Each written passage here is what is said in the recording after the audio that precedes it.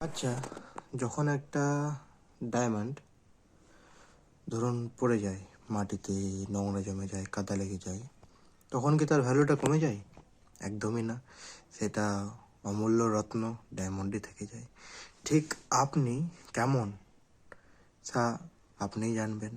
আপনার ভিতর থেকে প্রশ্ন উঠবে যে আমি আমার ভ্যালুটা কতটা কেমন। বলে না, সঙ্গ দোষে লোহা ভাসে।